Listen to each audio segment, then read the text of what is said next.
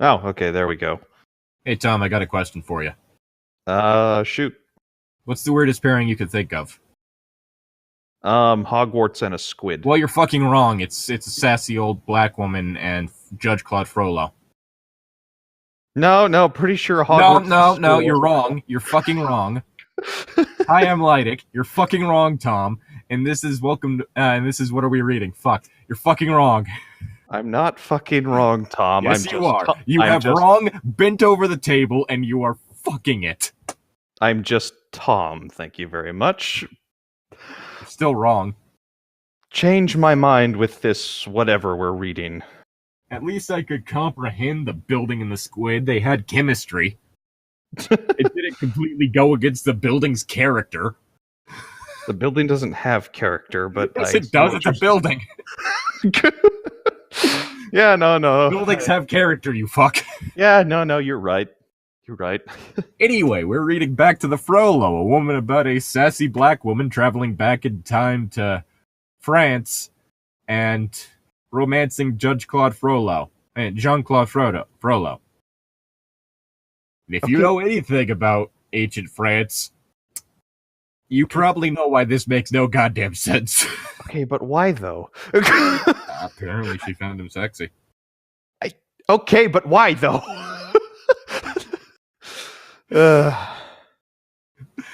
I don't feel like I'm quite like the person to be able to judge other people's preferences. I mean, what with but Frollo's just kind of, or Frollo or whatever his name is. Frollo is just a terrible person, all in all. Like, yes. I mean, I don't know, that Russian woman from Black Lagoon isn't. I mean, Balalaika is, but she's not the villain per se, though. She's just, and she's shown to have. All I was pointing out is that I am not prepared to be able to judge other people's preferences. Let's just read this damn thing and see what we're in for here. All right, back to the Frollo, the prologue, or how it all began. By the way, this is going to have a link in the description. Yes. It had been a grueling day, and Claude Frollo had put in long hours at the Palace of Justice. First, there was the band of highwaymen that terrorized Parisians, who had terrorized Parisians traveling in and out of town. He had laid a careful trap for these hoodlums and successfully capturing and ultimately punished them for their crimes. All right. Mm-hmm. Then there was that new diminutive lieutenant. He had infuriated Claude with some minor insubordination, so much that Claude. God, every time I say his name, I just think of Peridot. You Claudes. There we go. Gotcha. So much that Claude had made sure he was justly disciplined. Kinky. So what if this half-brained soldier complained? I'll never be able to secure another position again. You made sure of that. I'll get even with you, Claude Frollo. Did he also tell everyone in the kingdom what he did? I mean, maybe. I don't know. Is it? You see, I bent this man over the table. You'll never work in this town again. Not after what I've done to you. Don't even make me mention the whips and chains. Oh, Lord. Or so the riding crop went. So how are we taking this with the lines here? I'm pretty sure if it suddenly cuts off with that much space that it's a new paragraph. Alrighty. So my line then. Yes. The Minister of Justice sneered at this inane threat. And just what will you do? It is obvious you can't even negotiate a walk across the street, let alone perform your duties. Yes, I guarantee you'll never find work in Paris again. Now, begone, you idiot. Claude Frollo. my paragraph. Oh, yeah, I guess it is. Sorry. I'll spread rumors about what you do when you're having sex. Everyone, Claude Frollo bleats like a sheep upon orgasm. I'm very tired. I think we both are a little bit. Claude Frollo smiled. It's been a productive day, but oh so tiring. He needed a release. Oh, God. Claude paced about his study, restless from boredom, yet drained from overwork. A thought suddenly came to him. That's it, he thought. After all, it was a warm day, and a quick swim would be just the thing to relieve the stress. Claude Frollo's thoughts turned to Denisha, his 14th FSM. Yes, the most French of names. Denisha. Mm-hmm. She suggested I take up some pleasant pastime, he thought. My lovely wild-honeyed lady, always so caring and so sweet, so... His mind raced back to that magical summer of luscious days and even sweeter nights spent with her. She had maddened him at first with her off-the-wall humor and sassy tongue, yet somehow she managed to melt his heart and stirred a desire in him so strong that he could not... I think it was saucy, not sassy. Potato. Okay. Stop this, he muttered to himself. Thinking about her only stresses you more. But it good stress. Okay, then. It good stress. But it good stress, comrade. I don't know, that'd be... But good stress, comrade. Better vodka.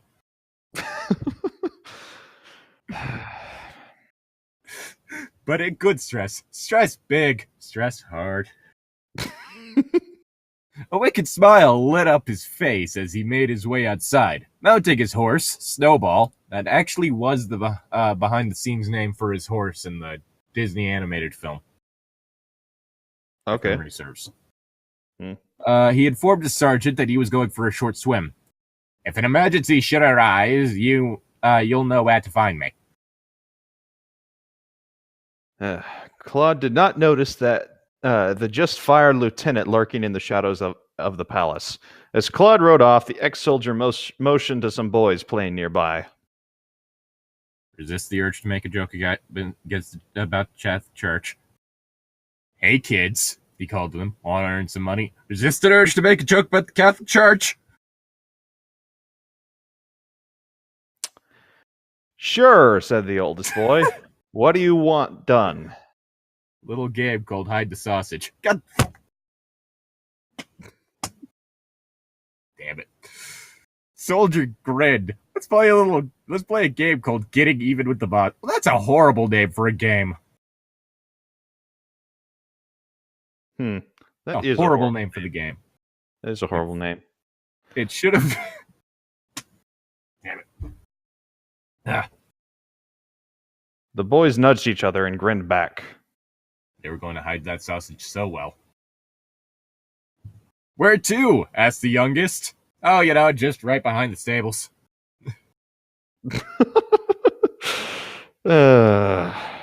Dark, quiet, no one will hear you. Oh, Lord. Just follow me, and soon the entire group followed the tall man riding a fine black horse. Claude Frollo reached a lovely secluded spot just outside of town. The water looked so inviting and refreshing. Besides, there was no one around to spy on him or bother him with petty concerns. Here he could be by himself, enjoy a swim, and collect his thoughts. Ah, I see. This is what you call dramatic irony, in which the character thinks one thing, but in reality, the audience knows another.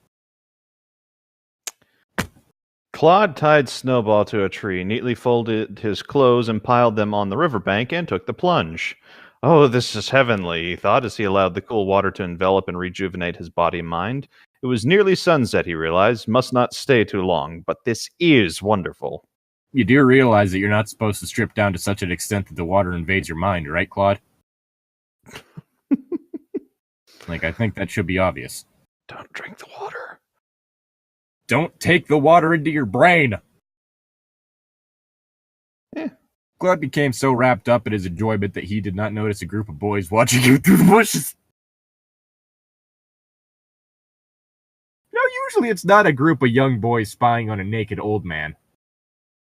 Usually it's the other way around.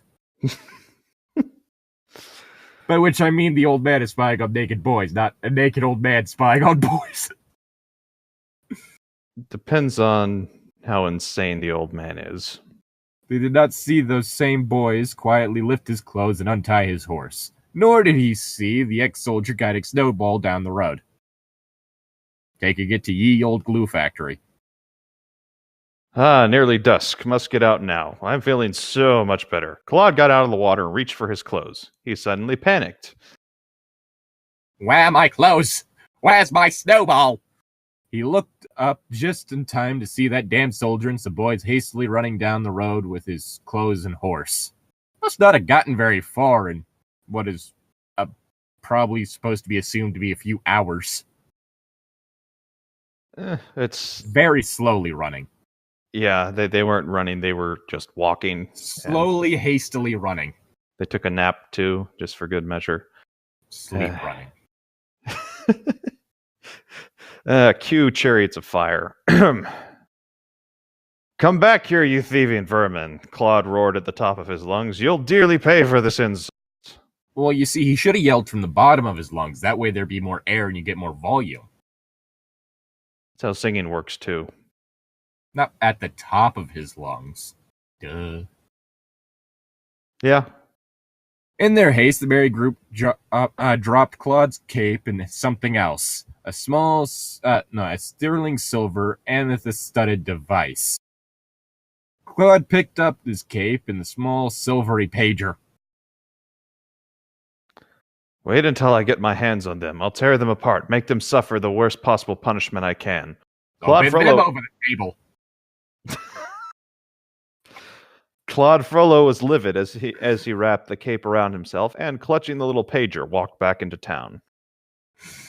Judge Claude Frollo slipped back into town unnoticed. Thank goodness no one spotted me. Yes, no one has noticed the naked old man slinking around town, wearing nothing but a cape. Well, it is like a medieval version of like those people in trench coats that are completely naked underneath. He shuddered, his body now shivering from dampness in the cold evening air. Have to make it back to the Palace of Justice, and then I'll take care of those thieving ruffians. Just then he heard a swell of female voices heading up the street. SFMs, how do they find me? That blasted soldier, now he will clearly pay for embarrassing me. FSMs? I don't know. FSM. Meaning. Female seeking man. Oh. Okay, yeah, right, that's right. Why is he thinking in internet slang? This is the thing you'd see on like Craigslist, like on a Craigslist missed connection post. Like, oh, MSF. So this is posted by a man seeking a woman, male seeking female. So in this case, it's women that are seeking men. Well, you did mention time travel, so yeah, that's why there was the pager earlier. Mm-hmm. Maybe and Denisha. Yeah, maybe he picked up some internet slang, too. Anyway, I believe it's your line. Okay. But the horde of young females had already spotted his... that. What? You were at FSM's. How did they find me? That blasted soldier. Now he will clearly pay for embarrassing me. I read that already. No, I'm pretty sure that I cut you off at the FSM's. Well, I was still reading. You might have cut me off in your head. So I just read it again. So do you want me to read it a third time? Will you shut up and let me read? Sure. But the horde of females had already spotted his tall, slender form. There he is, shouted Aranksta. Oh, he is divine. Doubt. Okay. Concern. Their leader, a woman who called herself Belladonna, urged the ladies, "Get him, girls! Don't let him get away!" Who the fuck is writing this? If it makes things help, the person who wrote this claims to be an English teacher. It doesn't help, but that would explain. Good stress. Claude dashed up a side street. Shit. Trying frantically to get away, he felt a tugging at his cape. It was one of the older FSMs. Couldn't you use like a better word? I mean, spinsters more like respectable than this. Well, it says it was written in 1997, so... Oh shit, early internet era. Fuck. Madam! Just try to get a peek at that manly body. Oh, good lord. Sorry, but unless that body is Skeletor's, I'm not interested. I am not nice. Ladies, please, Claude pleaded. This is not a good time. I have important business to attend to. Eventually, he struggled out of the cape and disappeared down a dark alley, whilst the FSMs continued fighting over him. Again, I'd like to point out that Judge Claude Frollo is a powdery old white man. No one is going to be fighting for his attention. He's also got a large nose, which is... Who cares about the size of his nose? It doesn't look good. The medieval era, most people's faces didn't look good. Yeah, good point. Out of breath, cold, and angry, Claude hid in a recess of an abandoned building. He still clutched the tiny pager. I don't want to know where he was stashing that. Why didn't I think of this before? Yes, she will help me. My beautiful brown-sugared darling Nisha. I'd also like to point out now that Judge Claude Frollo, in like most interpretations, was horrifically racist. Well, not in this one, apparently. Like, I doubt that he would have gone for someone due to skin color. Hell, his whole thing with shit, I forgot her name. Esmeralda. Yeah, there we go. His whole thing with Esmeralda was kind of one of those, like, in his mind, shameful things because of the fact that she was someone that he considered to be unclean, in part due to her heritage, as color of her skin, and that sort of thing. Mm-hmm. So, I doubt that he'd use terms like darling, unless he used it in the original context of preferred slave. Well, we are in fanfiction, so different rules apply and different characters have different traits than what they actually do in the media they're from. So, Claude took the pager and began pushing the buttons. He cast his eyes heavenwards. Oh, please let this work, he prayed as he began coding a cryptic message. Chapter 1, or How I Rescued Claude Frollo from an Embarrassing Situation. Oh, you mean aside from being in this story, or existing? I was not very pleased when my pager went off. I was presently downtown attending a retirement dinner for a colleague, dressed to the nines, seeing old friends and co-workers, and having the time of my life. Nonetheless, seeing something in the back of my mind told me to answer this page. Maybe it was my parents. Mama could be sick, or, I shuddered, the house could be on fire. As I reached inside my purse, I discovered that it was not my regular pager, but that beautiful sterling silver device studded with amethysts, which lit up the interior of my evening bag so brightly that I had to hastily close the bag and excuse myself from the table. This was no ordinary page. This was a true emergency. No need to find a phone. I knew exactly what to do. I have to go back in time now. I don't know why I tried to think of like what the Back to the Future theme was, but all I could get was the Ghostbusters theme. That's not quite right.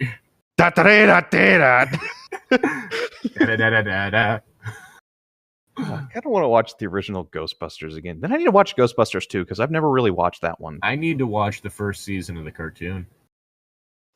Yeah, they did have a cartoon, didn't they? Yeah, that was before, because basically the only part of the show you ever need to watch is before Q5 came in and started fucking everything up. Like, hey, let's take Janine from this snarky, confident woman who saved the Ghostbusters on multiple occasions to a nurturing mother figure with no backbone. Fuck you, Q5. What happened? I muttered to myself as I hurried through the crowded hotel lobby with car keys in hand. He wouldn't page me unless he's really in trouble. He knew I had plans tonight. Did he, though? It's time travel, though. Couldn't you wait until your plans were done and then go back in time? Yeah, technically. It's the kind of whole thing with time travel is there's no real need of urgency. Yeah, no, it's just like, yeah, I could just wait until I finish watching this movie and go back to the time like when the problem is going on. All right, just give me a few hours or so to get prepared. Well, I mean hours on my side. Your side, you won't really notice anything. In fact, just hang on for a sec. I'll be right there. On their side actually took several days. What the heck? I don't know. I mean, like the person preparing to go over through time. They didn't need to go immediately. Yeah. Oh, yeah. Okay, there we go. I thought, okay, just. I'm tired. Okay, so do you want me to read this whole segment? That's the paragraph. Yes. Okay. That's what I was curious about. Soon I was driving through downtown traffic. So busy for Friday night. There actually, I guess you could wait till he does have a lot of people mad at him line. Because after this, paragraphs go out the window again. Okay, I'll do that then. Geesh, 20 years ago, you could stand on the circle, fire a cannon up Meridian Street, and hit no one. Got to keep my mind together. I've got to get to him, help him. Then my concern turned to annoyance.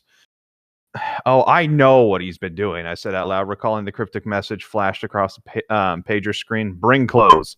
And it got him in real trouble. Cryptic.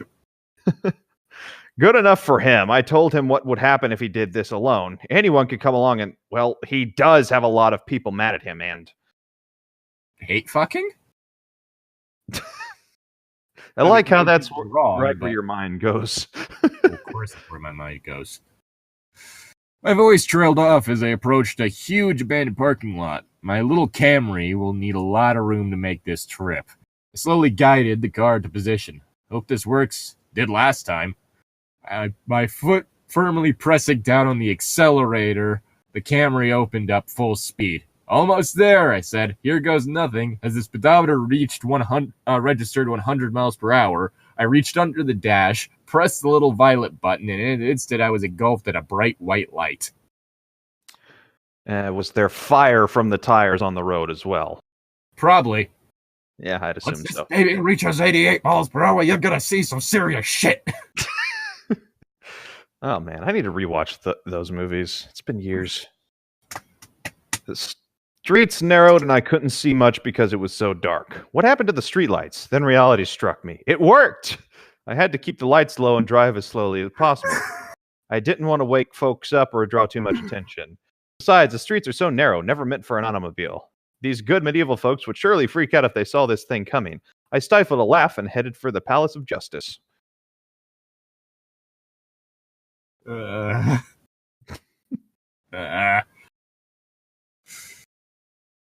he's home already. Or maybe he decided to swim longer. But now it's too cool to swim. Tanisha's not running on all cylinders, if you catch my drift. Probably not. I mean, she finds Claude Frollo attractive, so... Good point. I tiptoed to a door partially hidden by ivy vines. He told me how to get into the palace whenever he's not here. No one knows this secret entrance but me. I cautiously entered, removing my shoes. Can't have high heels clacking on stone floors. I passed the sleeping guard and crept up the stairs to his room. I quietly knocked. No response. I then opened the door ever so gingerly, peeped inside, and softly called, Claude? I'm not gonna lie, I would have loved it much more if you just punched the fucking wall. Well, I'm not really near a wall right now. I quietly knocked. Boom! Bam, bam, bam! Hey, yo, Claude, wake your ass up! Still no answer. With little flashlight in hand, only a little bit of flashlight, I entered the room, went to the wardrobe, and quickly gathered some clothes. If what I thought had really gone down, then he's really gonna need these. I silently descended the stairs and made it outside without being detected. She passed her stealth check. Awesome. Putting the clothes in the back seat, I thought he's going to thank me well and truly, but this is the last time I'm going to save his neck. Yet as I slowly made my way down narrow corridors, my sarcasm turned to concern. If I didn't care for him so, I wouldn't be doing this. He could be hurt or sick or dead. I just realized, she's driving her car down these old streets. And it's the medieval time, so it's probably... That noise! You can probably hear it. And if it's 1997, well, that was before car engines had gotten really super quiet like the Buicks. That was more motorcycle, but hearing that bouncing off the fucking cobblestone. Just imagine a child lying awake is hearing this revving like, oh god, what is that? The demons have come for me! My mind was shocked back into reality as I spotted a tall figure dashing down a side street. I guided the car to a dark alley, put the Camry in park, and waited. Frollo, you and your habit of streaking.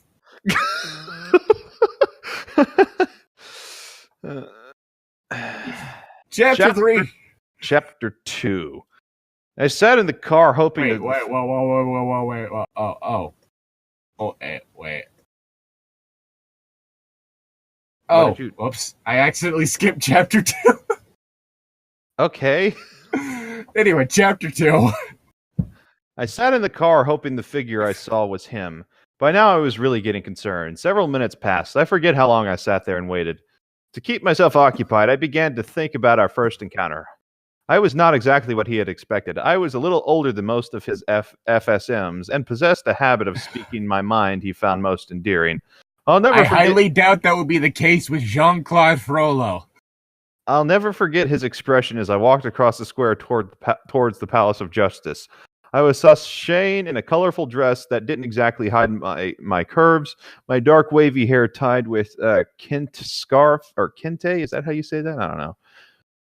Letting my hips sway to an old rhythm and blues tune playing in my head, which was held high and proud. I remembered sitting just within eyeshot of the colonnade showing my big legs, and Claude Frollo said he felt a blast of tropical heat hitting him in the face. That very moment, I raised my big brown eyes to the tall, slender man standing on the balcony. All those young Paris bucks tried to make small talk with this proud American princess. I answered one such little man playfully, mind you, and in my best old Negro dialect. I belongs to no man except Mr. Frollo. Of course, he and I weren't an item as of yet. I like how I get the racist line.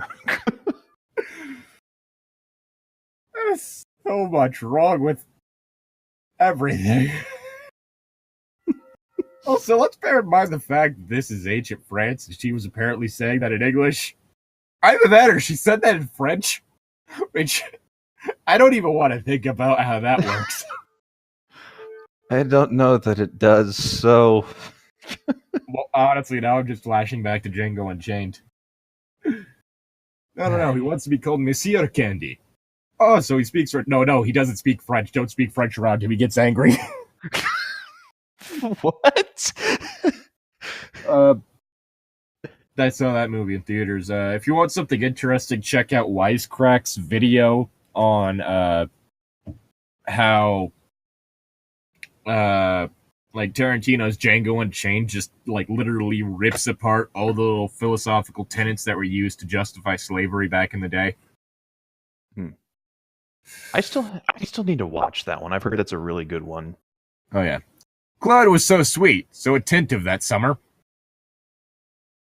We read poetry to each other. I cooked some good old soul food, taught him to like old Motown, told him stories and jokes that made him laugh. He called me his sweet brown-sugared lady and said he would always look forward to my sweet wild honey kisses. I started to cry at that memory, but fought back tears just in time to hear a pounding on the rear window. I got out of the car, walked around towards the trunk, and breathed a sigh of relief. Then I hit him over the head with a 2x4. Wait, was that something you made up? Or... Yep. Okay. I thought that was something. Comedy, domestic abuse. Oh god, fuck! I'm putting this into an English to French translator. Google Translate. Tyler Perry's Frollo, whatever. Dame sucre brun sucre. Dame sucre brun sucre. Okay. Oh god. This hurts my brain. Claude! I embraced him. Kissed his cold but still inviting mouth. Ew. Sorry, the cold thing only works if they're either literally cold-blooded or undead for me. Sorry. Does it work if they're a powdery old white man? Cold doesn't work for me, period. Got out here as fast as I could.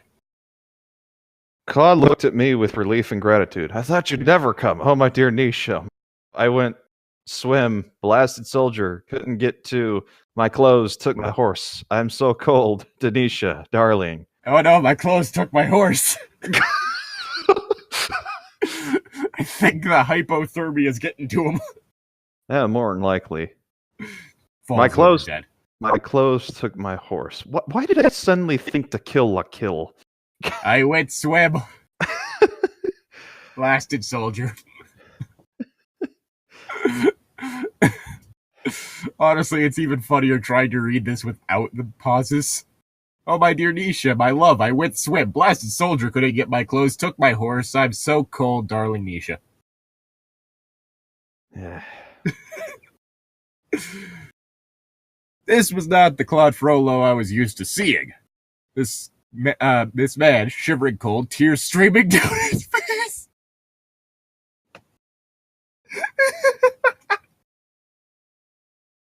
Sorry, I'm imagining Frollo crying, and it's funny.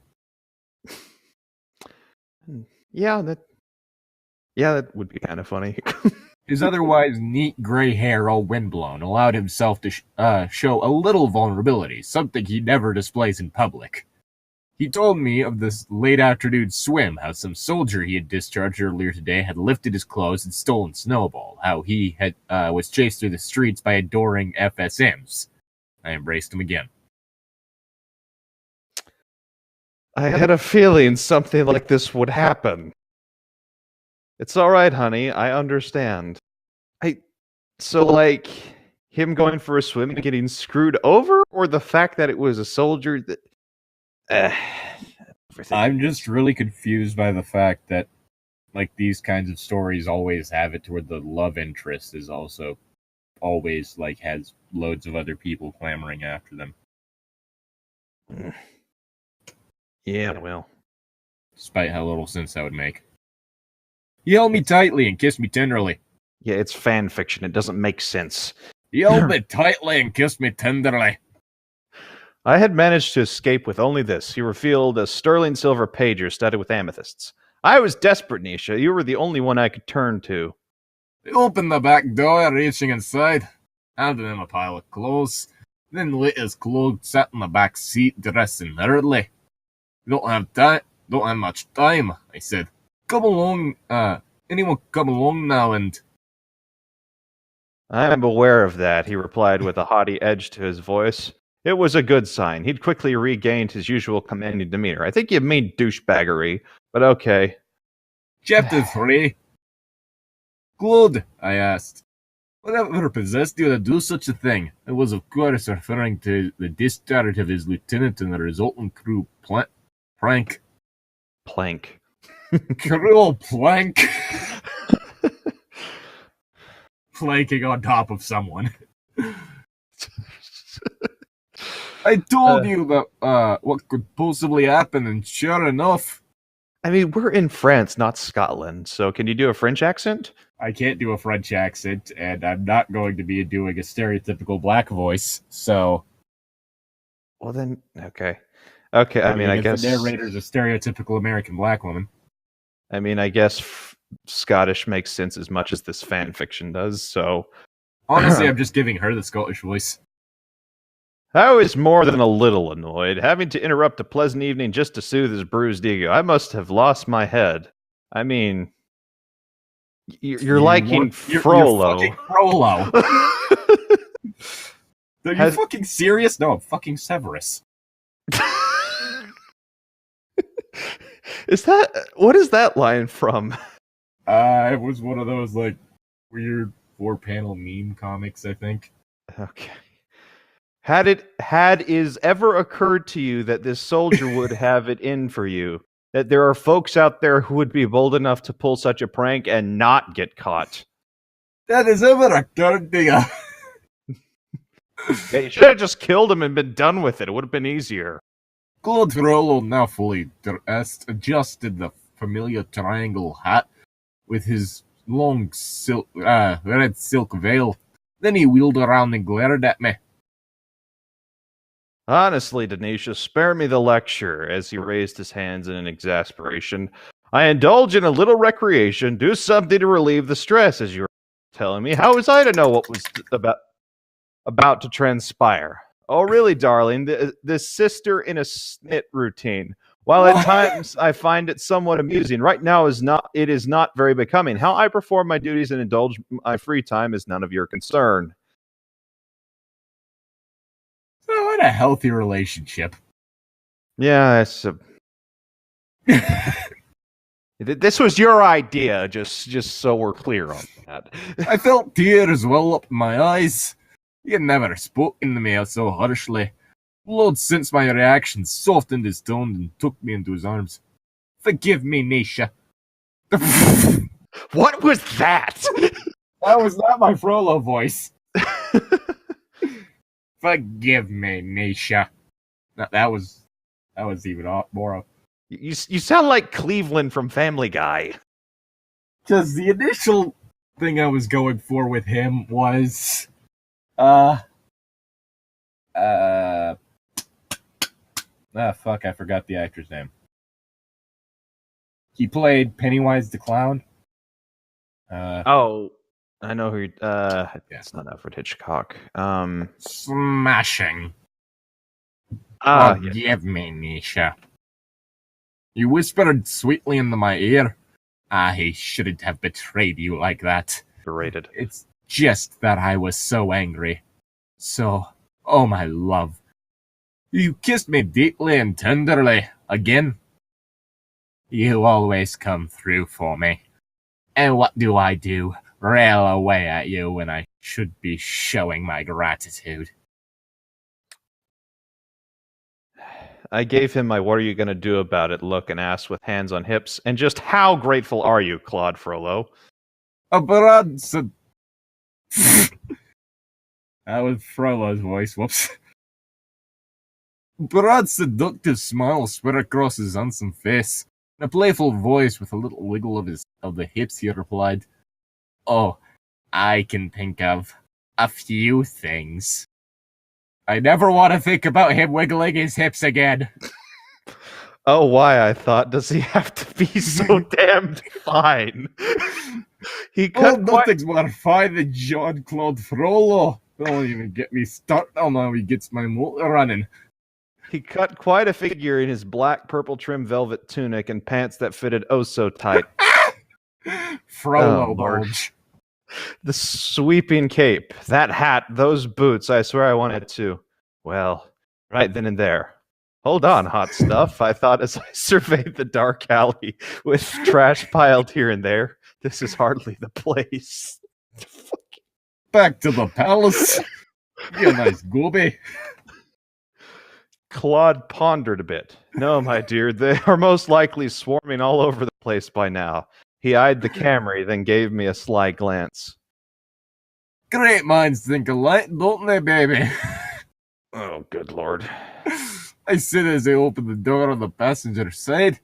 Claude settled himself in the soft velour seats as I walked around to the other side. Boy, I thought this evening's not a total washout after all. Claude buckled his safety belt. There are many things that you never expect yourself to say. That is one of them. Another one. Man, I wish we were still reading Atlanta Nights. I thought you were going to say, man, I wish we were still reading Midnight Sun. No. God, no. I began to switch on the ignition. I mean, you might after a while, believe me. He looked at me with questioning eyes. Well, have we forgotten something? I strapped on my safety belt. I forget how much Claude cares about my well-being. Oh, does he now? Are you going to make sure this will work a second time? He asked. It got me here, didn't it? Came the reply. Claude Frollo smiled. Drive on, then. Getting the little Camry down the narrow streets, we came to the immense square near the Palace of Justice. Just as Claude predicted, a horde of young women crowded around the palace's main entrance. Turn off the lights, Claude whispered. I doused the lights. Now what? I asked. Drive toward Notre Dame, he directed. They wouldn't dream of going there. At least I hope not. That's literally the first place they'd look. They want to fuck Quasimodo, too.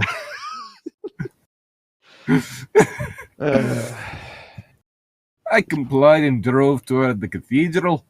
It was amazing how quickly we reached the Palace of Notre Dame, and without being detected. Do you have enough room for this? Claude asked. Give me a sec. Lost my place, hang on. We'll find out. Yeah, there we go. We'll find out. The camera was in position. Brace yourself as my foot pressed down hard on the accelerator. Claude's eyes were wide with alarm, and just before I reached under the dash and depressed the violet button, he saw Quasimodo at the front entrance of Notre Dame. I'm already depressed. Don't worry, Master. Ozzy called out. I won't tell a soul. What a sweet little guy, I remarked just before a bright white light engulfed us. Claude shielding... Incinerating Quasimodo. Claude, shielding his eyes, replied, I can always count on him. He closed his eyes tightly as we sped through time and space. Then darkness again. Don't you love how accurate this characterization is? Dude, it's fan fiction. If you're looking for accuracies, you're looking in the wrong places. Oh, I can always rely on Quasimodo. That's why I beat him and hit him in a bell tower. The original story was so depressing. That was with the Disney version, too. Disney version was depressing. The Disney version just didn't have the ending in which he climbed into Esmeralda's coffin. Yeah. Wasn't there one where they both burned to death or something? Possibly, I don't know. You can open your eyes now, honey, I said as I guided the car through downtown street. Claude Frollo slowly opened his eyes. With a sigh of relief, he turned to me and said, I never would have thought a 20th century American city would be such a welcome sight. Besides, I needed to get out from under all that. Isn't that the American Legion Mall? They are legion. They are many. Lovely grounds. Very green and well laid out. I knew he was trying to make small talk, but I didn't mind. He had just come through a highly embarrassing and nerve-wracking ordeal, and I really needed a little release. Oh my god, stop it. We're recording, Llytic. Come on now. Yes, that's why I used my cheek. Oh, okay. That's that what I'm doing. Awkward. What did you think I was doing? You don't want to know. Yes, that's it, I replied. Because I'm going to do that for a joke. You act like I'm serious. It's hilarious. Yes, that's it, I replied, watching the way he toyed with the radio. Here, Claude, as I fumbled around in the console between the seats. Pop this in the CD player. He put it in upside down and ruined the CD. That would be unfortunate. That would be funny. It would be funny. Claude Frollo burst into smiles and laughter. Multiple smiles. Ray Charles, nighttime is the right time. I remember when you sang this to me the first time we fucked.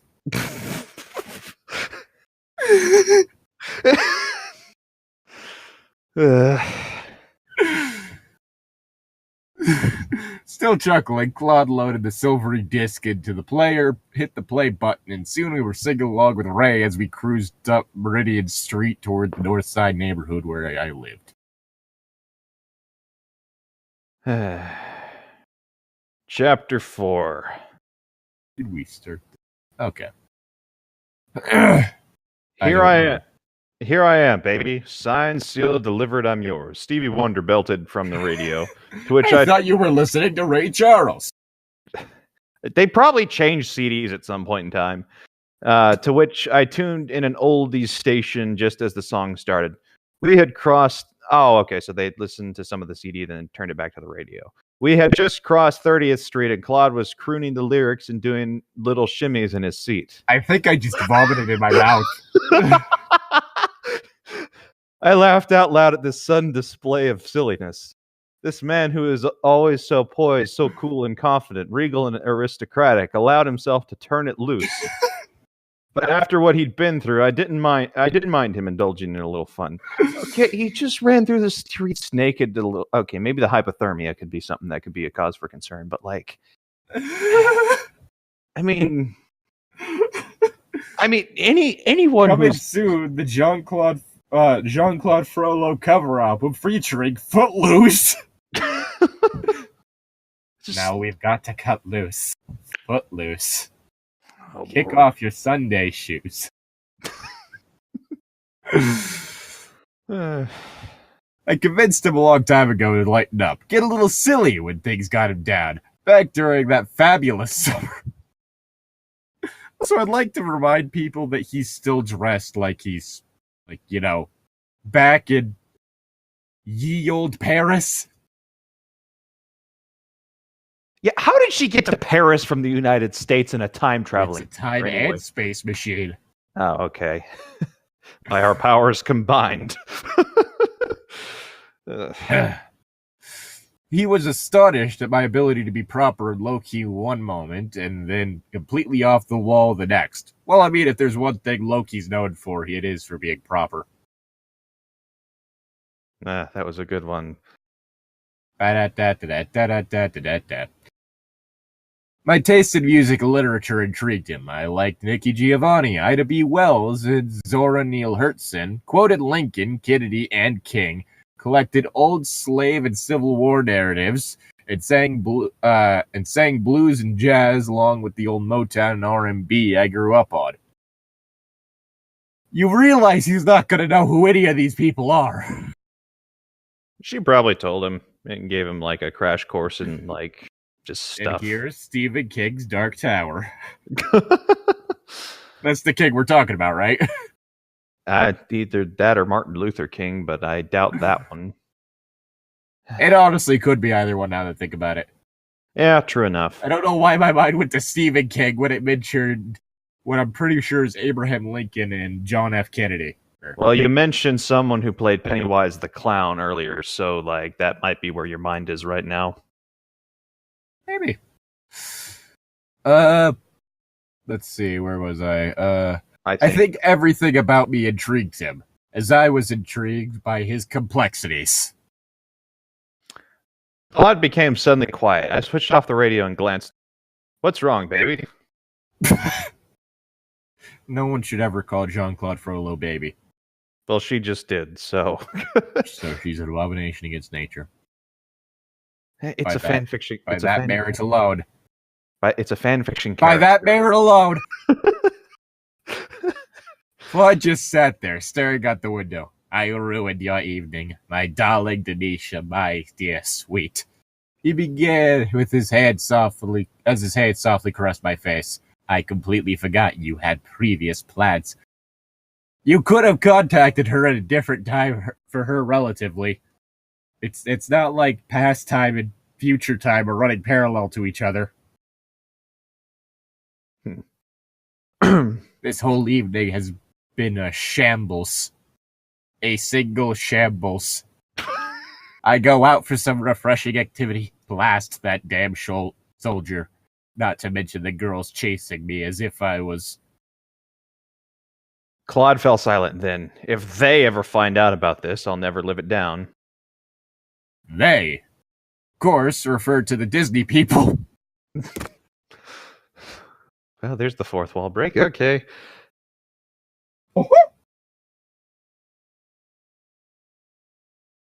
Now, Claude, I began. You know, and I know that you have this reputation for being a bastard. How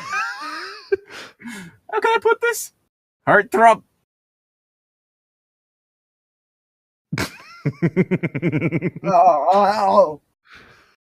Keep reading. It gets worse. Sex. Think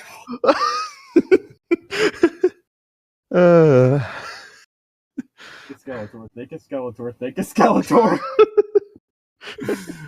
Now that's a real sex symbol. Don't fucking get on Skeletor's fucking level, you fuck. I mean, Disney insisted on portraying you as this evil, cold-hearted villain. You claim to be an English teacher, yet you don't realize it's based on a fucking book, in which he was possibly even worse. And that the Disney adaptation was not the only animated adaptation either. In all of those, he was a bastard. But we all know the real Claude Frollo is horrifically racist. Claude interrupted with a burst of hearty laughter. Being a sex symbol, I really don't. Not gonna not. I'm a total bastard. Well, for once, I agree with Frollo. He's not. Baby, you can't help it if you're so good looking.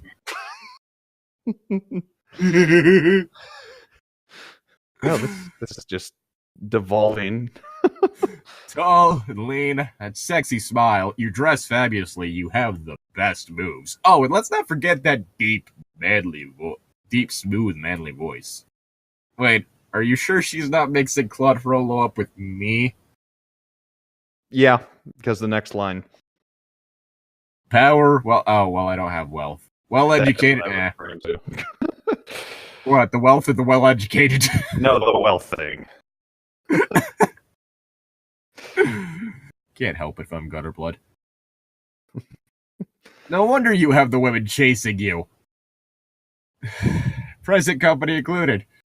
You got it going on, sugar britches. Oh, God, sugar britches.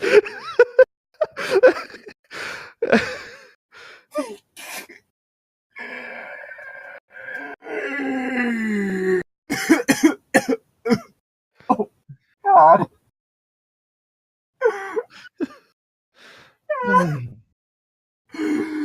Why? I think I'm laughing more at your reaction than the actual statement. You broke me with one word. One word. And you know it. Claude Frollo looked at me with sultry, smoldering eyes and in a deep, wildly sexy, almost growling voice replied, "Well, what can I say? I cannot help being so gifted." Honestly, that makes the voice I've been giving him even funnier. This deep, almost growling voice. Well, what can I say? Just speaks in death growl. No, I've just been giving him that high nasally voice. I know, it's hilarious. He flashed a wickedly seductive smile as he leaned back and began to croon old love songs. Again, just flashing back to the animated Disney Frollo, who looks like a stereotypical elderly Republican politician. Yeah, definitely not the symbol of sexiness. I mean, I could see that guy being a running mate for Mike Pence. See, where were we? Croon old love songs. By now, I was getting a little flustered. I was trying to concentrate on the road, and he kept giving that "come on" look, pursing his lips in imaginary kisses. And mouthing "I love yous" as we waited out the light at 38th Street. We continued our northbound journey up Meridian. From 40th to 86th Street, North Meridian becomes solidly residential, a wide tree and boulevard of stately pre-Depression era mansions and manicured lawns. Claude tried to steer the conversation in another direction as he observed and commented on nearly every home we passed. I knew exactly what he was doing. His previous antics had clearly turned him on, not to mention what he was doing to me. You know, I just want to steer the car into a truck. Well, you're not driving, so it's not up to you. Or maybe into one of the trees. I don't know, put him through the wall of one of those lovely homes. You should live in such a house, my love, he said, indicating a large Georgian-style mansion with stately columns. Claude, I tried to reason, these homes are expensive, mid to upper six figures, and I'm not going to begin to tell you the property taxes and the expense of heating and cooling and... You're all Claude's. Just a thought, darling. Denisha, don't you have a birthday coming up? I can't think of a more appropriate gift. I don't think that medieval French currency Francs is going to pay for that house. No, it's gold coins. It's fine. Yeah, because it's totally not like the worth of gold has just fucking plummeted. Now, I was too dumbfounded. Claude Frollo actually offered to buy me Meridian Street House. I don't think he'll be able to afford it. You don't have to do that, sugar. I like where I live. It's a nice gesture, but... Gesturing butt.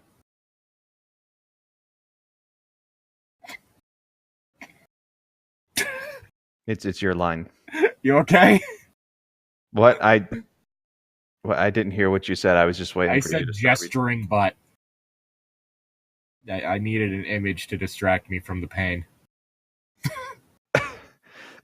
Okay, it's your line, though. So I just imagined an anthropomorphic ass. Okay, it's your line, though. Claude leaned over and kissed my cheek. I could feel his warm breath and smell his spicy musk-tinged cologne. I don't think they bathed all that much back then. Yeah, if memory serves, it was kind of thing. It was like sometimes you'd have people that would go years without bathing. Yeah. I don't think that's his cologne. I think that's his ass. You know I would do anything for you, dear heart. Dear heart!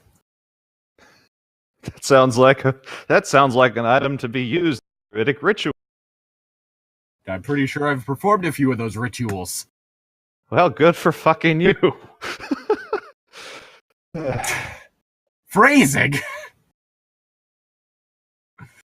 I just want you to be happy. He caressed my shoulder.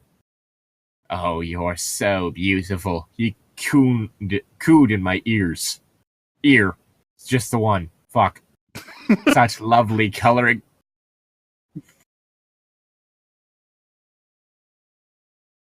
You okay there, ma'am?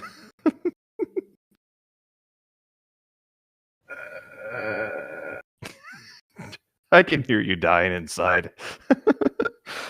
And the prize for clunky, confusing flirting goes to... Claude Frollo. Go figure. almost like dark, wild honey. And tastes just as sweet. He sighed as he kissed my cheek again. A woman such as you deserves the best. I already have the best, baby, and he's sitting right beside me. If John Claude Frollo is the best, I think that you aren't aiming very high. Yeah. Claude Frollo smiled, then whispered into my ear, I love you, Nisha. I love you, my sweet, precious darling. With that, he leaned back in his seat and resumed crooning love songs in his deep, smooth, sultry style that made, as I made the left turn and onto the canal road. My house was less than 5 minutes away. Oh, from the author. By now, you are wondering, how did Nisha and Claude Frollo meet? What is the extent of their relationship? What is that device on her card that allows her to travel through space and time and space? And what is the story on that pager? Read on, children, as Frollo Freak continues her trail of destruction. Trail of tears. Let's not bring the Native Americans into this. They've suffered enough. Yeah, I wasn't exactly talking about this, just more referring to Chapter 5. How long have we been recording?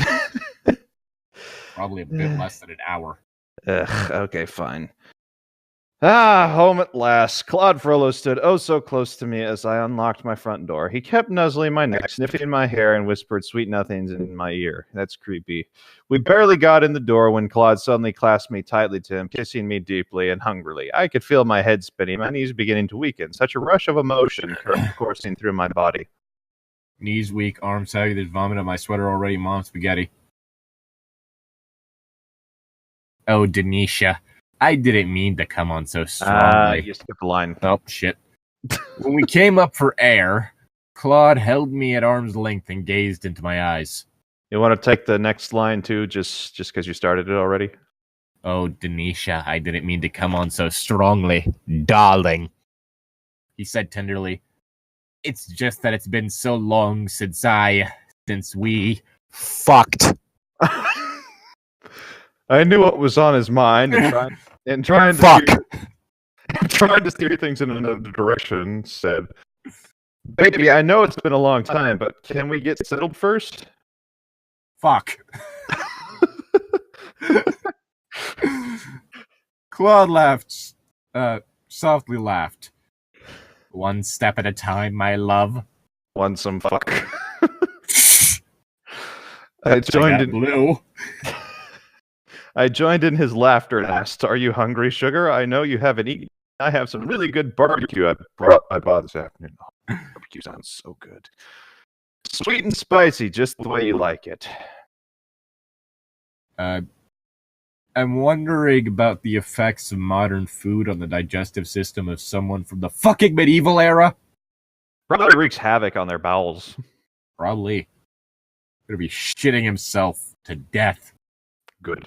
Dysentery. You died of dysentery.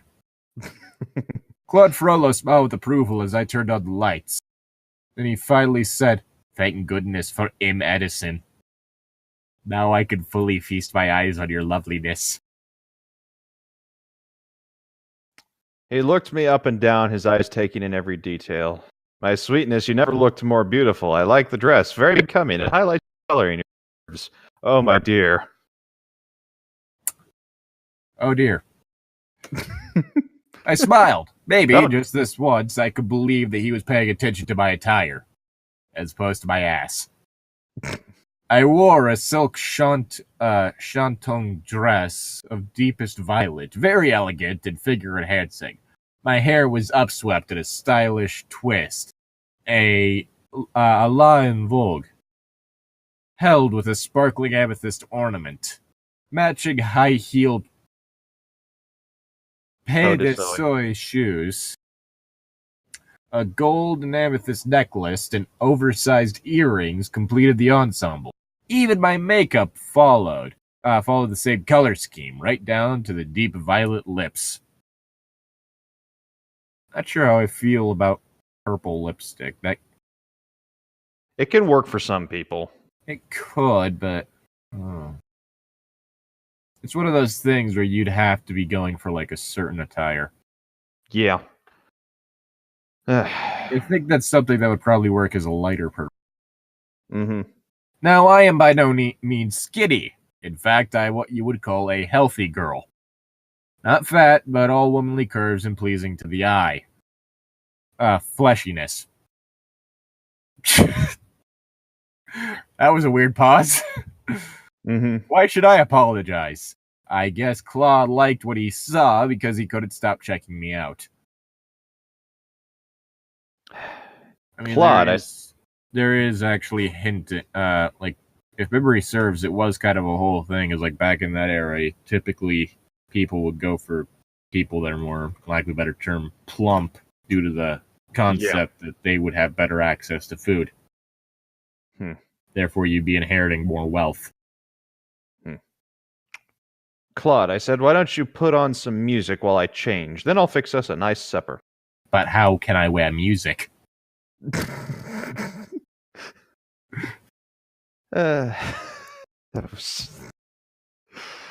He looked somewhat disappointed and said, "Why, darling, you look stunning. Why deprive me from drinking in all that beauty?" Oh, God, why? Slurp.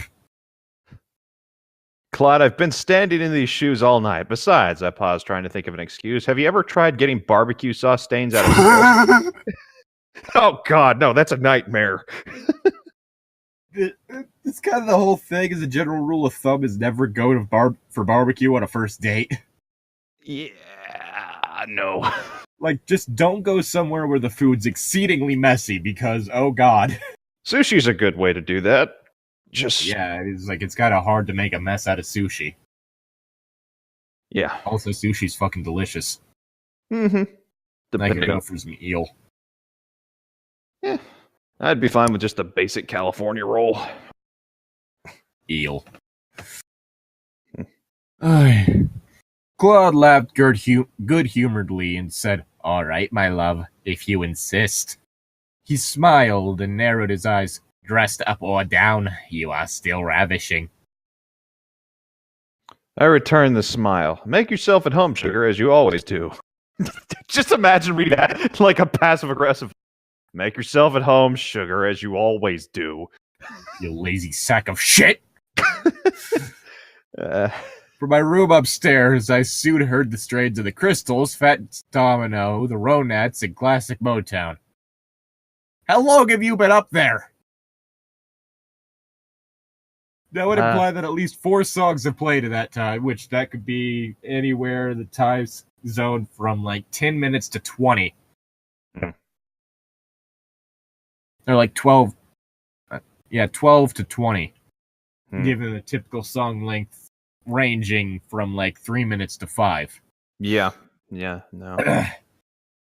So, you're sure taking your sweet time. No. Or there's like multiple sound systems and he's playing different ones at the same time. That just God, cacophony of noise. That only works if it's Charlie. Like what was it? Fuck. That only works if you're playing "Call Me Maybe" and X Gonna Give It to You at the same time. Knock knock. Open up the door. It's real with the non-stop pop of stainless steel. Go hard, get it busy with it. You got such a good heart that I make a motherfucker wonder if he did it. Oh God. Let's see, where the fuck? Gosh, I guess he really likes that old stuff, just as I do. Well, for him, it's not old. It's very new. I stifled a giggle as I remembered how from my room... Wait. The fact that there's no indentations is going to kill me. Remembered how Claude Frollo got himself all worked up when I sang "Heat Wave" at that street party in Paris that summer. The fact that you were, I believe it's supposed to be implied that you were singing it without like any of the accompanying instrumental. Why don't you just been weird? Acapella can work in some cases, but not a lot. It was so funny with him trying to remain his usual straight-laced self while his blood was literally boiling with desire. I might want to get that checked out by a doctor. Of course, at the time, I didn't really know how much I had truly affected him. I returned downstairs to find that Claude had started a cozy fire. Oh God, it's the couch. He set the fire.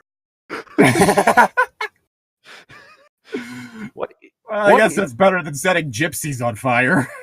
What is it with this man and fireplaces? What is it with this man setting things on fire? Hellfire. Houses, couches, gypsies. It was a chilly late September night, and the fire added the right touch. He made himself at home, all right, I thought with a chuckle. You set my couch on fire. Sorry, force of habit. After a short silence, Claude commented on my casual wear. Just blue jeans and Indiana University sweatshirt. Not a Indiana University. What's this? Universitatis Indianasis. Wow, I'm having a stroke. Universitatis Indianasis, thank you. And they couldn't do cream and purple? He said as he tried to keep from laughing. Oh, dick move, man. What?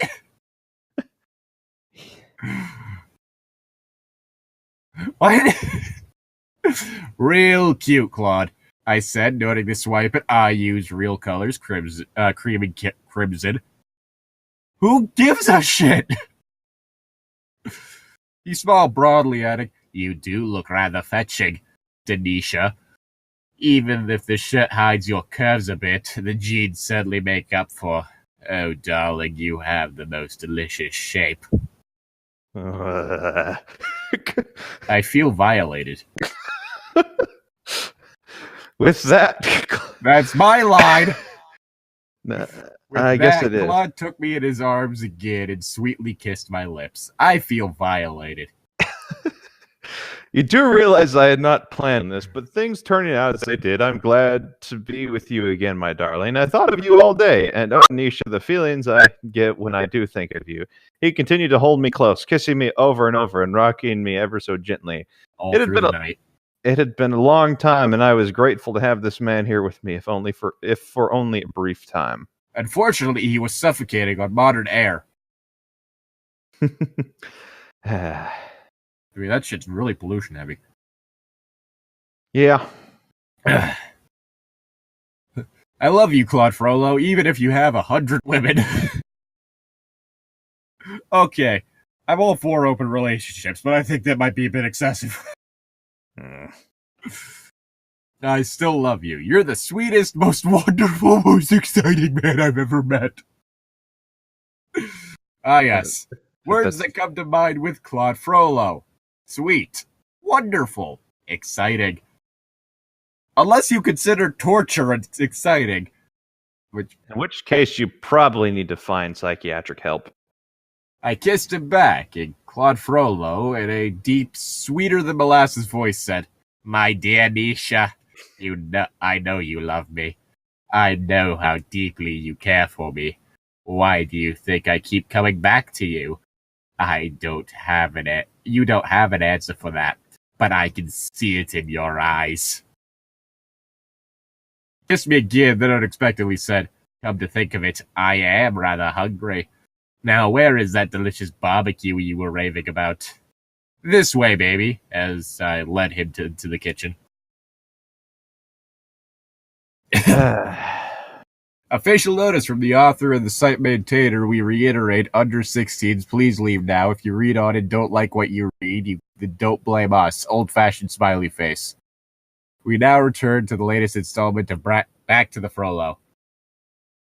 Oh, here we go. Chapter 6. The kitchen was full of the warm, savory scent of spicy barbecue ribs. Claude uncorked a bottle of blush wine while favorably commenting on my home and decor. It was a modest house, nothing like those splendid mansions on Meridian, but it was comfortable and in a nice neighborhood. It didn't have stately columns or an expansive, well-manicured lawn, but it sported a wide front porch with a swing and fairly spacious backyard full of late fall flowers. Oh, that sounds lovely. I love houses like that. I wish I had alcohol. I produced a bowl of potato salad I had for a Saturday afternoon with the girls' pitch-in. I guess I'll have to skip our little hen party, I thought, grinning. I'll really have my hands full this weekend. With a flourish, I set the plastic bowl on the table where Claude was sitting. He looked at the bowl's lid and loftily said, "Ah, the noble contributions of Earl Tupper. What a fine example of mid-20th century suburban Americana." How do you know these words?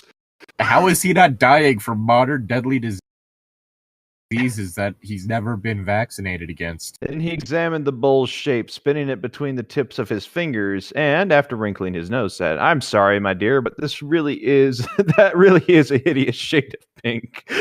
I mean, you'd think that modern Streptococcus epidermidis is probably a lot more deadly to him than it was back then. Yeah, more than likely. Is it Staphylococcus epidermidis? We get those mixed up.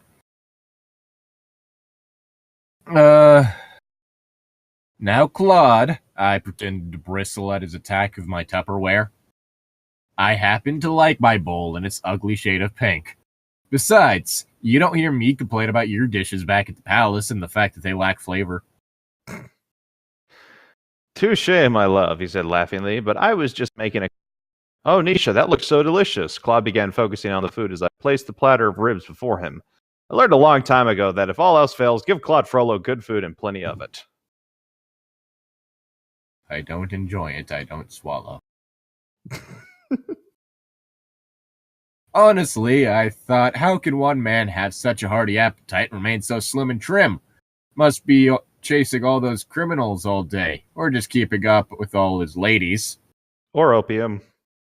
Probably opium. Heroin! What is so funny? Claude playfully asked me, for he quickly noticed me trying to suppress a giggle. No, just something that happened to work today. I tried to play it off, but I don't think he bought it. He just sat there and helped himself to barbecue, salad, and bread. Bread is good. This Olive Garden? Wait. More than likely. Wait, no. There's no barbecue at Olive Garden. Maybe it's like... I don't know. I believe it's your line. Yeah, hold on, I lost my place.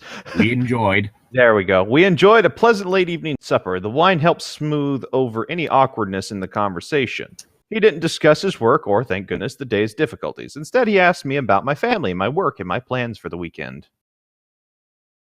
I mean, the conversation probably would have been more interesting discussing his work. Well, you see, I was torturing this innocent gypsy. When the funniest thing happened. His spine snapped while he was being stretched on the rack. Oh, he screamed for a little while and then abruptly fell silent. I think he died. Haven't checked. Well, I mean, the reason he fell abruptly silent was probably because of the fact that was cut his head off, but... as he was refusing to give me any information.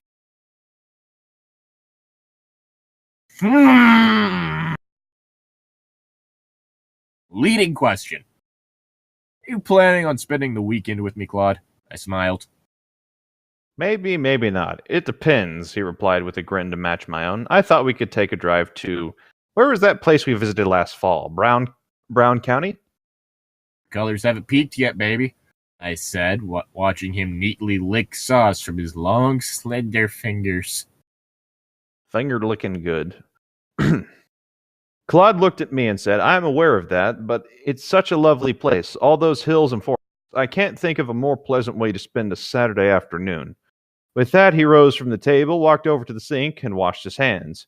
It doesn't matter where or how, Denisha, just as long as I'm able to spend time with you, my dear. Well then, I responded while clearing the remains of our supper, how about just knocking about town tomorrow? We can go to Lily Orchard, wander through Broad Ripple, whatever you fancy. Sounds delightful, he murmured softly. Speak the fuck up! He kissed me and led me back to the living room. We cuddled in front of the fireplace, and then one thing just led to another. For obvious reasons, dear readers, Frollo Freak would rather not go into details. Fucking. It was nearly dawn. I awoke and watched Claude Frollo as he slept. As he swept, he was cleaning the house for me. That was very nice of him. How peaceful, how utterly adorable he looks. Every line I die inside. I thought as I gently stroked his soft gray hair and traced his handsome features. My mind raced back to that summer. Images of me, Claude, and Quasimodo flashed before me. Man, the threesomes were wild. And then there was Ferd. Oh, Ferd. The foursome! My old friend and colleague who, along with others, was instrumental in bringing Claude and me together. Is Fern the Doc Brown of this story? More than likely. What I thought was just another wildly imaginative fantasy brought on by too much heat and humidity became also real. My flashback was interrupted by Claude's stirrings. Oh, Nisha, darling, he began as he stretched his long, lean body. I responded as I rolled back closer to him. Good morning, my love, he said. He softly said, kissing my lips. How long have you been awake? It's not quite dawn. Not long, Claude. Just long enough to remember. Claude finished my sentence. When we met, how we fell in love? Uh-huh. What are you thinking? He said, smiling but slightly uneasy all the same. It's an absolute nightmare. Just about how things work out. Didn't hit it off right away. In fact, I made you mad several times. Such as that time I smashed your window. Claude exploded with laughter and relief. Oh, that. Please don't remind me. You were very apologetic, but you displayed what's your word? Sassy? You showed a sassy side, which at the time I did not find so amusing. But you soon found out you really cared for me, sweet Claude. Sassiness and all, I said as I kissed him back.